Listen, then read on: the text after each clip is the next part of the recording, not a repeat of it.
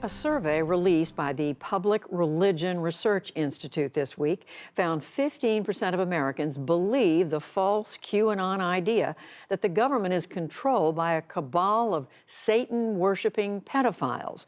And just 1 in 5 Republicans fully reject the QAnon conspiracy theory.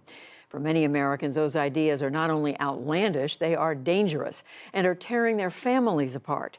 We spoke with 3 people whose relationships have been hurt by these far-right, unfounded beliefs. Hi, my name's Rachel, and my relationship with my mother has become completely estranged in the last year. My parents have fallen down the QAnon rabbit hole, and we have become extremely obsessed with it. I have a sister who believes in the QAnon conspiracy theory. She's watching YouTube videos, and she's just getting funneled down that algorithm, right? Like to more and more kind of radical, bizarre things. My dad was my best friend growing up. We did everything together. And then in just the past year, for sure, he's just changed into a different person. My sister has always been my best friend, and she is to this day. I love her. It's hard to explain sister love. I love her in a way that I can't love anybody else. And I worry about her. Right before the pandemic year was the closest we ever were. We would go on walks. She would come over and play with the kids. Sorry.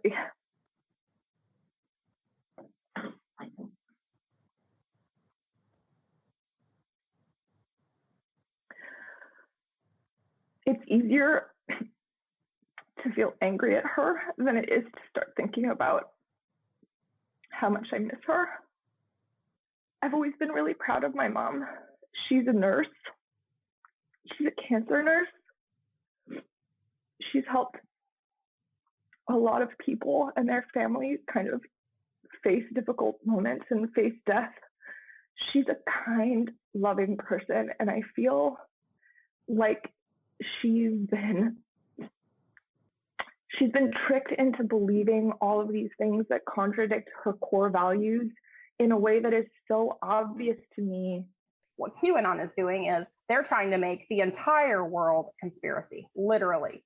They will connect the dots to everything that you touch, see, feel, whatever. And that is where the danger zone. That's when I started to be fearful for her. These people believe that you can't take the COVID vaccine because it's going to track you. Well, that's very dangerous for people to be believing that, because they're putting themselves at risk, but they're also putting more other people at risk. They're putting people at risk that they love.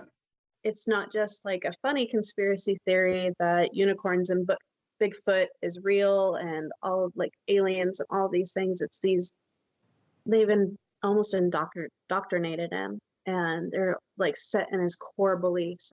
It's exactly like a cult, and they like drink the Kool-Aid, and it's really scary. What happened in my relationship with my mother is that now I'm part of that. I'm part of this, evil force that she has to reckon with. She doesn't trust me. She doesn't believe that I could sympathize with her or that I respect her. A big mistake I made is that, she thinks I think she's stupid. There's a lot that, like, if I could go back and correct, like, what I could take responsibility for, it's that I wish I had gotten less frustrated. I wish that I had been more patient. I wish that I had been slower to react.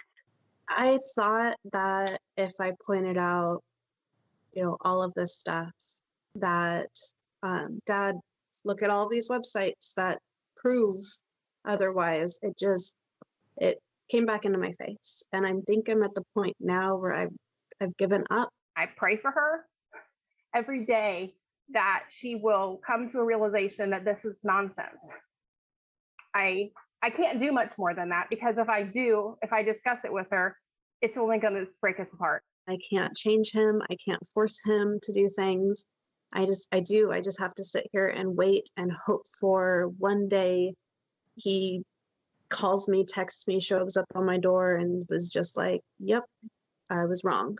And then we go from there. But I hate that I have to wait, but it's for my dad, so I'll do it.